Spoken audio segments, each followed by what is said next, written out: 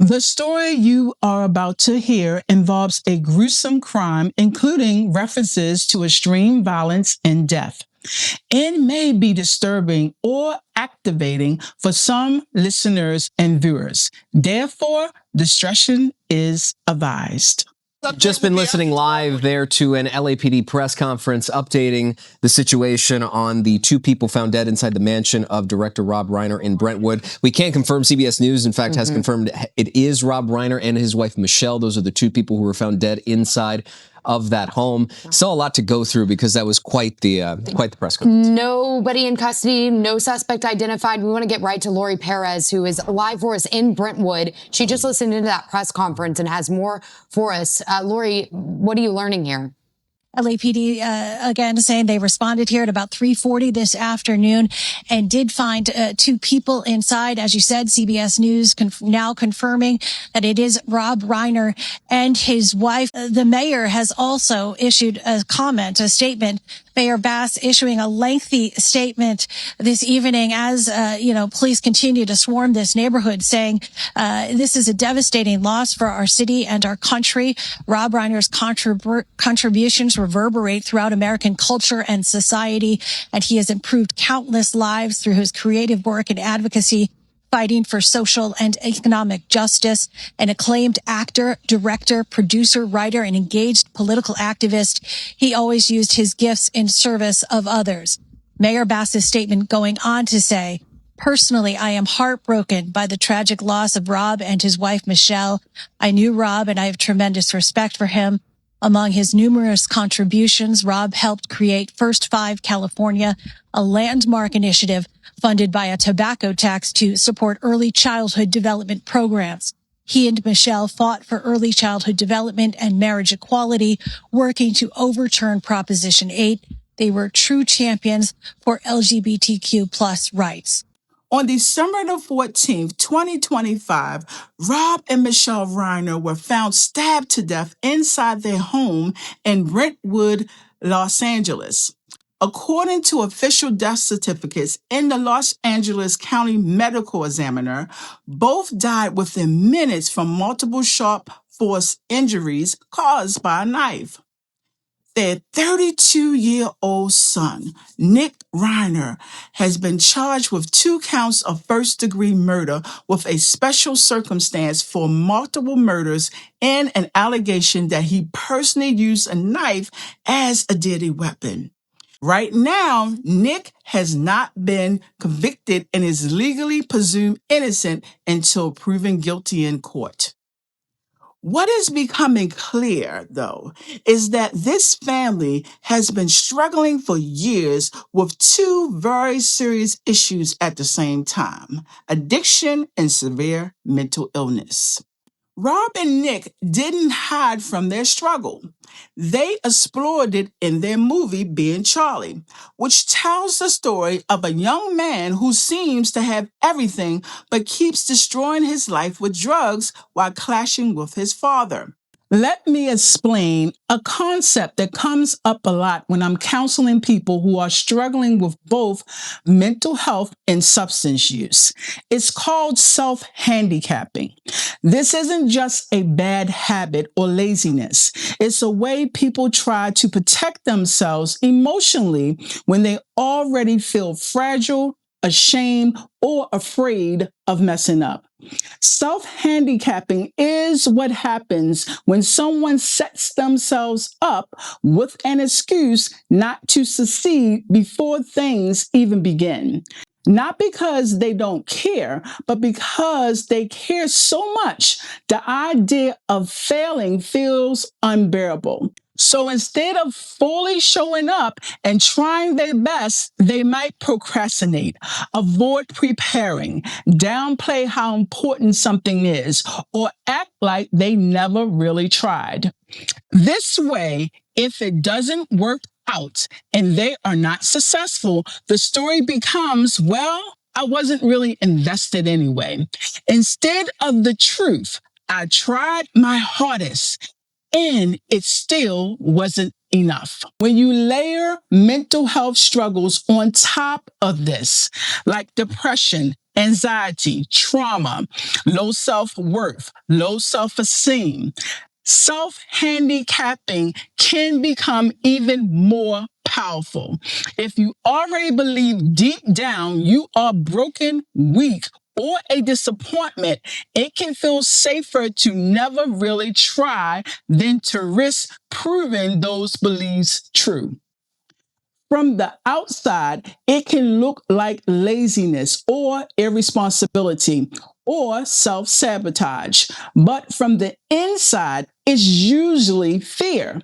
Fear of disappointing others, fear of being judged, fear of finding out you are not as capable as people think you are. This is where substance use can get pulled into the picture.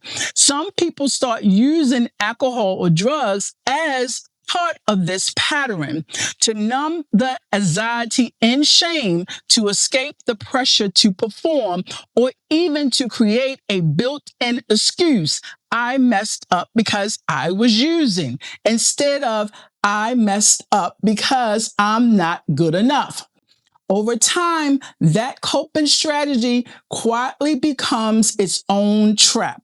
The person feels worse about themselves, faces more consequences, and then has even more reason to hide behind self-handicapping. The problem is when someone lives this way for a long time, they never get the chance to see what they could do if they truly committed. Their confidence erodes, their stress increases, their relationship with substances often deepens, and their sense of self slowly breaks down. Naming this pattern is not about blame. It is about shining a light on a survival strategy that made sense at one time, but is now keeping them stuck. And here's where this starts to overlap with mental health and addiction.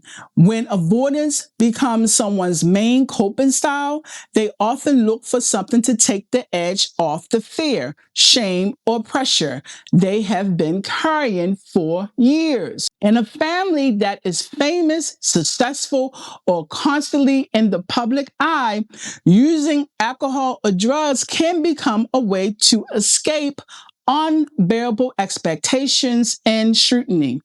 If everything falls apart, it can feel psychologically easier to say it's because of the addiction than to face the belief I am a failure as a person.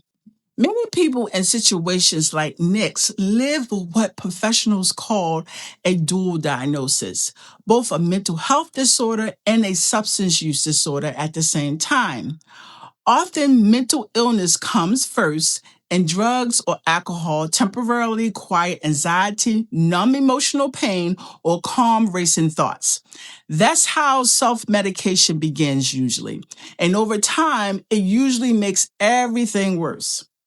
Studies show that people who use substances to cope with mental health symptoms are at higher risk for addiction, suicide, and violence, especially when treatment is inconsistent or support is limited. In the Reiner case, some media outlets, citing unnamed sources, have reported that Nick had been diagnosed with schizophrenia, was under psychiatric care, and was prescribed antipsychotic medication, with some changes to his medication before his parents' death. I do not know when or even if Nick was formally diagnosed with schizophrenia for sure, and medical records are private. Nothing in this episode is meant to diagnose him or to say what a jury should decide. This is about understanding clinical patterns we see in many families facing similar crises. Schizophrenia is a serious mental health condition that affects how a person thinks, feels, and understands reality. People may struggle to tell what is real from what is not and can experience paranoia, fixed false beliefs, hallucinations, disorganized thinking, and difficulty functioning day to day. It is considered a brain-based illness that usually develops gradually, most often in late adolescence or early adulthood. Many people with schizophrenia can live meaningful, stable lives with consistent treatment, structure, and support. When the illness is untreated, treatment is inconsistent, or substance use is involved, symptoms can become more severe and harder to manage. It is important to say clearly, schizophrenia does not automatically mean someone is violent or dangerous. Most people with schizophrenia are far more likely to be harmed than to harm others. And violence is rare and usually linked to untreated symptoms, substance use, or extreme stress, not the diagnosis alone. One thing that's often misunderstood is not all schizophrenia like symptoms actually come from schizophrenia. Stimulants and drugs that affect perception can cause substance induced psychosis and paranoia, hallucinations, delusions, agitation, and loss of reality testing that look very similar. Medical conditions, brain injuries, trauma related disorders, and severe mood disorders can also produce psychotic symptoms without the person having schizophrenia. From a clinical standpoint, that distinction matters because it changes the treatment plan and the amount of risk. Responsible clinicians are cautious. Diagnosis is not about labels. It's about understanding what is actually driving the symptoms so the right interventions can happen. Late or sudden onset of psychotic symptoms in adulthood, especially alongside heavy substance use or instability, should always trigger a careful workup for other causes before concluding it is schizophrenia. I am not a psychiatrist. I don't prescribe medication, and I am not here to dissect specific drugs or diagnoses. But I do know medication changes, starting, stopping, missing doses, or switching can be destabilizing for some people with serious mental illness, especially when substance use is present. Medication can also be life stabilizing when it's consistent and being monitored, which is why coordinated long term care is so important in dual diagnosis cases. So, if psychosis and substance use were actually in the mix, the next question people may ask is, how much did Nick actually understand about what he was doing? According to media reports, Nick allegedly rented a hotel room after his parents' deaths, where investigators later reported finding significant amounts of blood, and then went to a store, stood in line, and purchased items. These details are still part of an ongoing legal case and remain allegations, not proven facts. Post-incident behavior matters because it can offer insight into awareness, organization, and reality testing. When someone is in an extreme psychotic break, we often see confusion, disorganization, or an ability to navigate basic tasks. In contrast, behaviors like securing a hotel room, moving through public spaces, waiting in line, and completing purchases may suggest a degree of functioning and intention, even if the person is deeply disturbed. Actions like we see in this case are often driven by intense emotions, anger, resentment, entitlement, and sometimes made worse by substance use. Recognizing this complexity doesn't excuse the violence. It helps us understand how real people can reach dangerous breaking points. This proves we should take warning signs very seriously and try our best to prevent harm before it happens. Sometimes personality factors or a personality disorder can also shape how someone responds to stress, conflict, and perceived rejection. Personality disorders are not about losing touch with reality. They are about long-standing patterns in how someone relates to others, manages their emotions, tolerates frustration, and interprets situations. These patterns can include intense sensitivity to rejection, rigid thinking, entitlement, or explosive reactions when someone feels threatened or powerless. I want to be very clear. I am not diagnosing Nick, and I am not saying any one label explains what happened in this case. This is about understanding patterns that show up clinically in many families dealing with chronic conflict, addiction, and mental illness. When personality vulnerabilities are present, especially alongside substance use or mental illness, situations can escalate very quickly. Anger can build quietly over time. Resentment can harden when limits are finally set, or when someone feels exposed, abandoned, or controlled. The emotional reaction can become overwhelming. Violence in close relationships is sometimes deeply personal and not impulsive in the way people imagine. It may be driven by unresolved anger, perceived betrayal, or a need to regain control, especially when substances lower inhibition and judgment. Again, none of this excuses violence or removes accountability. So you may be asking, if all these warning signs were there, why didn't someone hospitalize Nick sooner? Reports suggest that Nick had access to levels of treatment most families could only dream of. Inpatient programs, outpatient care, psychiatrists, therapists, and sober living. There were times when he appeared more stable, especially when treatment included both medication and structured recovery support. Yet the situation still ended in this very, very, very horrible tragedy.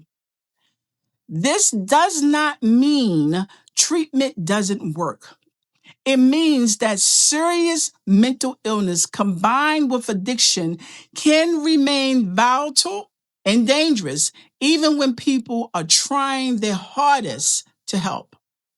In most states, involuntary hospitalization requires immediate, provable danger at that exact moment, a direct threat, an attempt at harm, or obvious psychosis in front of professionals. Families can report fear, erratic behavior, paranoia, and instability and still be told their loved one does not meet the criteria for hospitalization. What professionals see over time is a painful cycle. Substance use increases, appointments are missed, medications are skipped or changed, and crises are handled in pieces. An ER visit here, a short hospital stay there, without the long-term coordinated care that true stability requires. Meanwhile, families quietly rearrange their lives around safety plans, money, and fear, just trying to survive one more week. There is a hard concept that often shows up in families like the Reiners: enabling. Enabling doesn't mean parents don't care. It usually means they care so deeply that they soften consequences over and over again. It happens when help, even loving help, prevents a person from experiencing natural outcomes of their choices. In families with significant resources, enabling can happen quietly and unintentionally. Problems don't immediately turn into crisis because money, access, and influence keeps moving the road. There's another program, another chance, another place to land. Without real consequences, people may lose their sense of purpose, the feeling that their actions matter. For someone already struggling with mental illness or addiction, this is especially dangerous. The illness takes away structure. The substance takes away motivation. And if life continues to be managed for them, there is very little pushing them toward ownership of their choices. Over time, parents become managers, right? Crises become routine, and everyone's sense of purpose gets lost. Consequences are not about punishment. They are about reality. When someone is shielded from the natural outcomes of their behavior for too long, especially in addiction or untreated mental illness, they lose the chance to connect actions with impact, and real change rarely happens. Experiencing consequences can sometimes be what interrupts denial, forces accountability, and creates motivation for treatment. There's also a dynamic called what? Codependency. Codependency happens when a family's emotional energy, routines, and sense of stability slowly begins to revolve around one person who is struggling. Their moods set the tone. Their crises dictate plans, and their needs take priority again and again because the situation always feels urgent. Parents become hypervigilant. Partners walk on eggshells. Siblings disappear emotionally or try to be the good one. Codependency often starts with love and responsibility, not control. But over time, the family begins to lose itself. Decisions are made out of fear. Boundaries feel very dangerous, and the family's well being becomes secondary to crisis management. Breaking codependency does not have to mean cutting someone off. It can mean shifting from managing the person to supporting treatment, safety, and accountability, while also protecting the rest of the family. Healing cannot belong to only one person. The entire family system needs support, boundaries, and care. And this is where one of the hardest questions for parents comes in. When does love mean staying close? And when does love mean stepping back? Being involved does not always mean staying physically or emotionally close at every moment. Sometimes caring for a loved one means allowing distance, not as rejection, but as a thoughtful, compassionate step when someone is struggling with severe mental illness, addiction, or both. Creating distance can look like not allowing substances in your home, requiring treatment participation to maintain contact, limiting financial support, asking an adult child to live elsewhere, or reducing contact during periods of instability. These choices are especially painful for parents who are wired to protect their children at all costs. For parents with abundant resources like the Reiners, Letting go becomes even more complicated. When you have money, connections, and access to top doctors, the question is not just should I help? It becomes how could I not help when I clearly can? Every option feels available. Another treatment center, another specialist, another safety net. With each resource comes the belief that this time might finally work. There is a powerful sense of responsibility that comes with privilege, a feeling that if you don't use every tool, you are failing as a parent and as a person who has advantages others do not. Add public visibility, and the pressure multiplies. There may be fear of judgment, shame, or the belief that stepping back will be seen as abandonment instead of protection. In families like the Reiners, boundaries may not only feel personal, they may feel public as well. According to some reports, Rob became emotional at a holiday gathering and said he was afraid his own son could hurt him.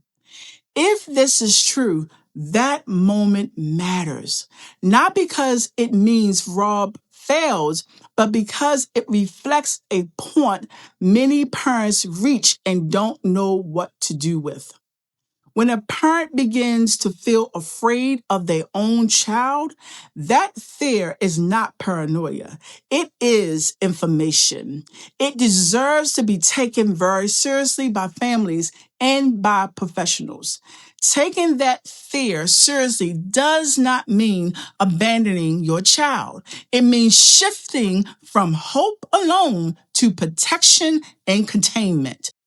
Taking caution should look like pushing for more intensive treatment, even when it causes conflict. It should look like choosing not to live under the same roof when things feel unsafe, or calling crisis services or emergency responders sooner, even if that causes anger or resentment. None of these choices guarantee safety, and none of them are easy, but sometimes protecting everyone, including the person who is struggling, has to come before keeping the peace.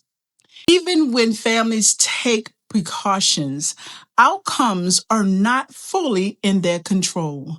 Mental illness and addiction can still lead to relapse, incarceration, or even death, despite love, money, and excellent treatment.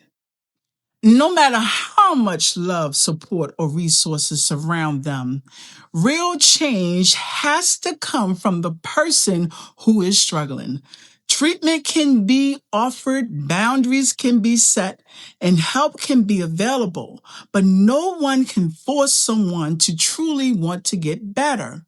Recovery begins when a person decides they want to live differently and take responsibility for their own work. Families should never forget the importance of caring for themselves. They also need therapy, support groups, respite, education, and space to grieve the life they thought they would have. When something like this happens, it shatters the illusion that tragedy only visits quote unquote other people. It reached a family with privilege, success, and visibility. And that is a painful reminder that mental health crisis, substance use, and family violence do not consider status or fame. Nobody is immune to this kind of heartbreak. And saying this does not blame or reduce the Reiners in any way. It honors them as human beings who loved, who tried, and who were still vulnerable to the forces bigger than any one family.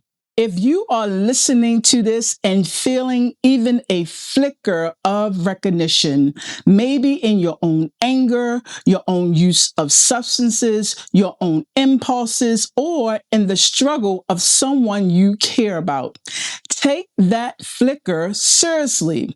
Talk to a therapist, a psychiatrist, a primary care doctor, a crisis line. Ask directly about the risks of violence. Ask about safety planning. You do not have to wait for proof in the form of an irreversible act before you are allowed to say, I am worried this could go very wrong.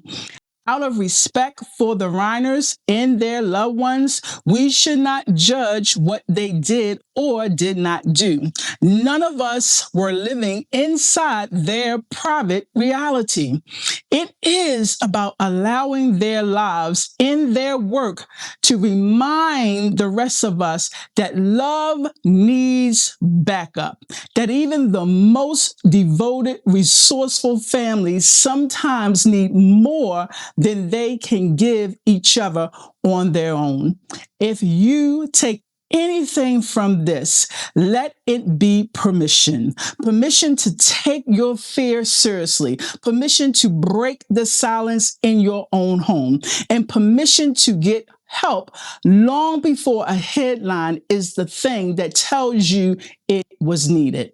And if you are not sure where to start or who to call, please know you are not alone. You can find a list of crisis lines, mental health, and support resources linked at the end of this podcast.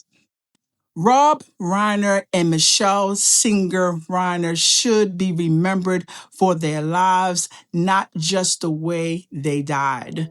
Michele was more than Rob's wife. She was a talented photographer, activist who used her skills and voice to support causes she believed in and to help create meaningful projects.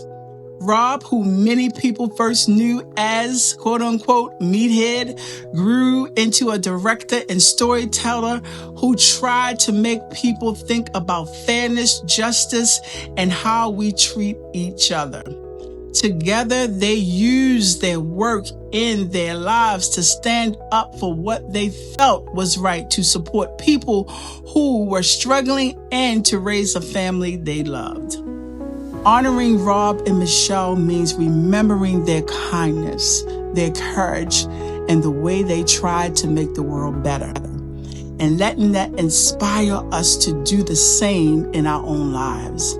Honoring them includes doing everything possible to prevent other families from living through a similar loss. Their lives mattered. Their love mattered. And nothing about this crime erases the humanity and impact they had on this world.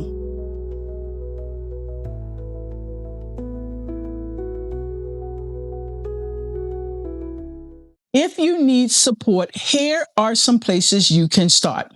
NAMI, the National Alliance on Mental Illness, offers free education and support groups for families. You can find them online by searching NAMI. NAMI. SAMHSA has a free confidential helpline at 1-800-662-HELP.